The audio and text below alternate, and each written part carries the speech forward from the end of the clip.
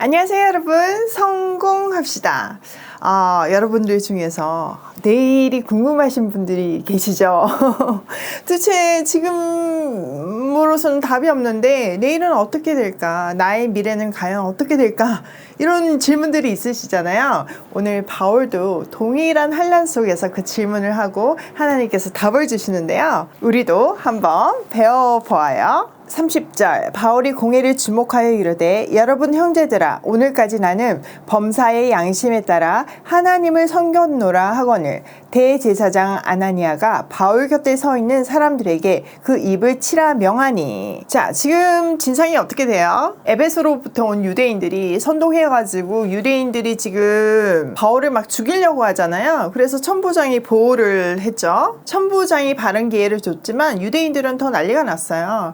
그래서 바울을 어떻게 되는지 진상 규명을 하려고 고문을 하려다가 그가 로마 시민인 것을 보고 중지한 상황이에요. 그런데 왜 유대인들이 이렇게까지 흥분을 하는지 진상을 알아야 했어요. 그래서 바울의 결박을 풀어주고 사내들인 공의회를 소집한 거죠. 사내들인 공의회는 유대 자치 최고 의결 기관이었잖아요. 바울은 그 앞에 서게 되었어요. 바울은요, 공의 앞에서 신문을 당하게 되지만 조금도 두려워하지 않아요. 오히려 그 기회에 또 복음을 전해요. 바울은요, 공의를 주목하면서 동포 여러분, 나는 지금 이날까지 하나님 앞에서 오로지 바른 양심을 가지고 살아가고 있습니다 라면서 변론을 시작해요. 이 말을 들은 대제사장 아나니아가요, 곁에 있는 사람에게 저 입을 치라고 명령해요. 그것은 바울의 말을 강하게 부정하는 의미이고 동시에 공개적인 모욕을 주기 위함이었어요. 그런데요, 바울도요, 만만치 않게 아주 세게 자기 할 말을 다해요. 한번 바울의 말 들어볼게요.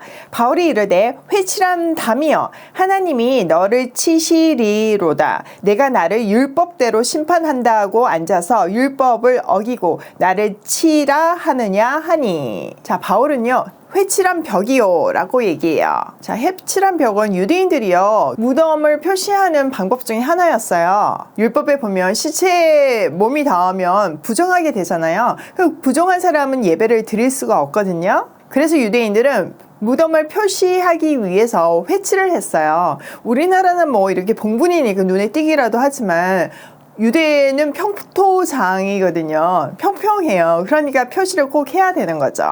근데 아무리 예쁘게 회칠이 되어 있다고 해도 그 무덤이잖아요. 그러니까 그 안에는요, 사람의 뼈와 온갖 더러운 것들이 있을 수밖에 없었어요. 그러니까 이 회칠한 벽은요, 겉은 아름답지만 속은 더럽다는 것을 의미해요. 대제사장한테 이런 말을 한 거예요. 그러니까 바울이요, 대제사장한테 너는 겉은 번지르르하지만 속은 썩은 것으로 가득했다, 이 얘기를 한 거예요. 사실 이 말씀을 예수님께서 바리새인들에게 회칠한 무덤이라고 동일한 표현을 하셨어요. 예수님이 마지막 화요일에 종교 지도자들에게 했던 그 심판의 메시지를 바울이 그대로 하고 있는 거죠. 그래서 바울은 하나님이 치실 거다 이렇게 얘기하면서 당신이 지금 하고 있는 거는 율법대로 나를 심판한다고 하지만 실상은 율법을 어기고 나를 치려고 한다 이렇게 말하고 있어요. 자, 4절 곁에 선 사람이 말하되 하나님의 대제사장을 내가 유혹하느냐. 바울이 이르되 형제들아 나는 그가 대제사장인 줄 알지 못하였노라. 기록하였으되 너희 백성의 관리를 비방하지 말라 하였느니라 하더라. 자, 옆에 있는 사람들이 아니 지금 하나님의 대제사장을 지금 모욕하는 거냐고 이렇게 비난을 했어요. 그랬더니 바울이 나는 그 사람이 대제사장인 줄 몰랐다 이렇게 얘기해요. 이거는 뭐 실제로 몰랐다라는 표현이기보다는요, 그가 대제사장다운 행동을 하지 않기 때문에 그를 대제사장으로 인정하지 않는다는 의미라 보면 돼요. 그러면서 출애굽기 22장 말씀을 인용해서 너희 백성의 관리를 비방하지 말라고 했다고 율법에 기록되어 있다고 얘기해요. 바울이 굳이 이렇게 말씀을 인용한 것은 자신이 율법을 거스르는 사람이 아니라 율법을 존중하고 율법에 순종한다는 것을 말하고 싶었던 거죠. 그러면서 이 말을 통해서요, 자기는 지도자다운 지도자를 비난할 생각은 전혀 없다. 아나니아는 대제사장 역할을 제대로 하지 못한다 라고 지적하고 있어요. 바울이요, 이 말을 했지만요, 동시에 자기가 얼마나 위험한 발언을 했는지를 알고 있어요. 그래서 순간적인 기지를 발휘해서 신학적, 정치적 대립각을 이루고 있는 바리새파와 사두개인의 대립 구조를 이용해서 위기를 벗어나요. 그 내용 한번 볼게요. 자, 6절. 바울이 그중 일부는 사두개인이요 다른 일부는 바리새인인 줄 알고 공회에서 외쳐 이르되 여러분 형제들아 나는 바리새인이요 또 바리새인의 아들이라 죽은 자의 소망 곧 부활로 말미암아 내가 신문을 받노라. 그 말을 한즉 바리새인과 사두개인 사이에 다툼이 생겨 무리가 나누어지니.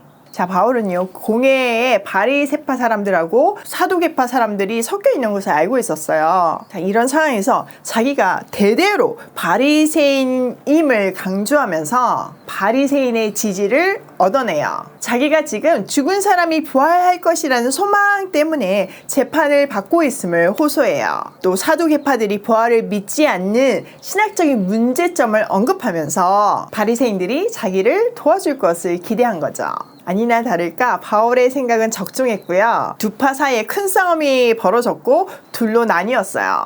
누가는요 이 다툼이 신학적인 차이에서 온 것이라는 것을 8절에서 언급하죠. 이는 사두개인은 부활도 없고 천사도 없고 영도 없다 하고 바리새인은 다 있다 함이라. 크게 떠들세 바리새인 편에서 몇 서기관이 일어나 다투어 이르되 우리가 이 사람을 보니 악한 것이 없도다. 또 영이나 혹 천사가 그에게 말하였으면 어찌하겠느냐 하여 큰 분쟁이 생기니 천부장은 바울이 그들에게 찢길까 하여 군인을 명하여 내려가 무리 가운데서 빼앗아 가지고 영내로 들어가라 하니라.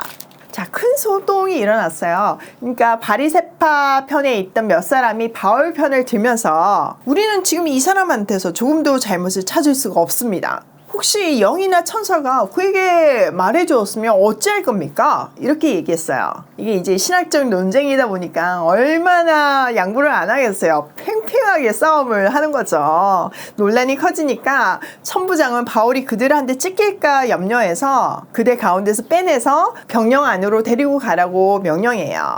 이렇게 공회의 신문은 중단되었고 바울은 안전하게 로마 군인의 병영 안으로 피했어요. 자, 11절. 그날 밤에 주께서 바울 곁에 서서 이르시되 담대하라. 내가 예루살렘에서 나의 일을 증언한 것 같이 로마에서도 증언하여야 하리라 하시니라. 자, 그날 밤에 주님께서 바울을 찾아오셔서 말씀하셨어요. 담대하라. 용기를 내라. 네가 예루살렘에서 나의 일을 증언한 것 같이 로마에서도 증언하여야 하리라. 주님은요 바울에게 용기를 주고 격려를 했어요. 지금 바울의 상황이요 목숨의 위협을 느끼면서 홀로 외롭게 싸우고 있잖아요. 그 심경이 어떠했을까요? 천하의 바울이지만 그도 외롭고 떨리고 위축되고 두려웠을 거예요. 그럼 그에게 주님은 용기를 내라고 하시는 거죠. 더 나아가 예루살렘에서 지금 나의 일을 증언한 것 같이 로마에서도 증언하여야 될 것이라고 미래의 일을 말씀하세요.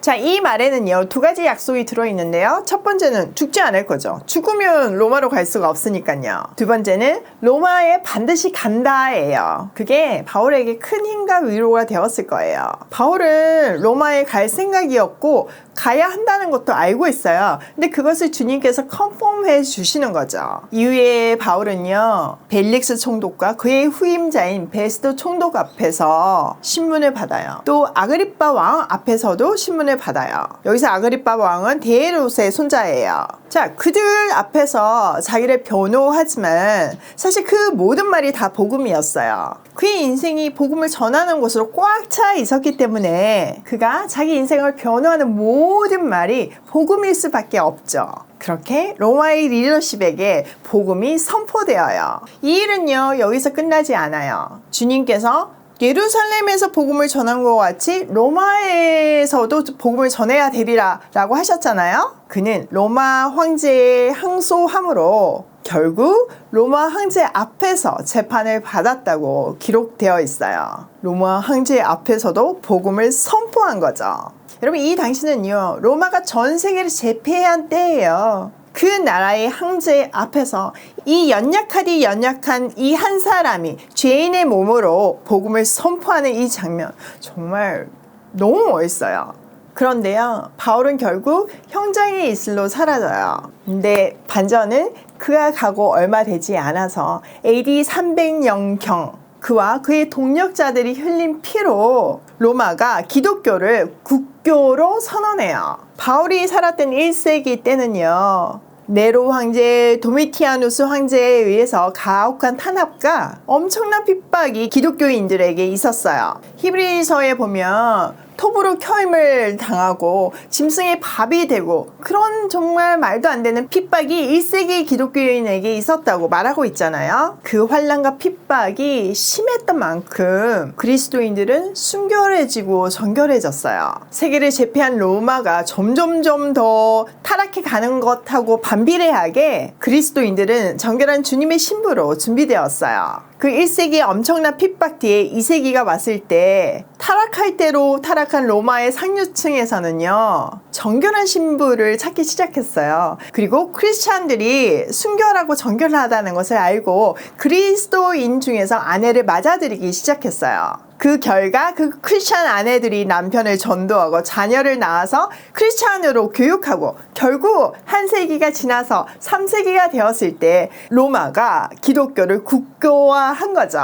예수님을 비롯해서 수많은 기독교인들에게 사형을 선고하고 죽였던 로마가 이제 예수가 그리스도임을 인정하고 하나님을 공식적으로 인정하게 된 거죠. 이것이 원대한 하나님 나라 역사예요. 여러분, 나한테 시선이 고정되어 있으면요, 아무것도 안 보여요. 나의 눈을 들어서 시선을 예수 그리스도께 고정시킬 때 비로소 우리는 이 원대한 하나님 나라가 보이고 이 원대한 하나님 나라 안에 내 구간이 보이기 시작해요. 비록 나는 내 구간의 고난 속에서 복음을 전하다가 인생을 마감한다 할지라도 내가 뿌린 복음의 씨앗이 주님으로 인해서 싹이 트고 열매가 맺어져 하나님 나라는 그 남은 자들을 통해서 도도히 이어져 가는 거예요. 로마에서도 증언하여야 하리라. 이 말씀이 그의 시선을 다시 예수 그리스도께 고정시켰어요. 그는 다시 용기를 내어서 베릭스, 베스도, 아그리빠 그리고 로마 황제 앞에서도 담대히 복음을 전하게 되었어요.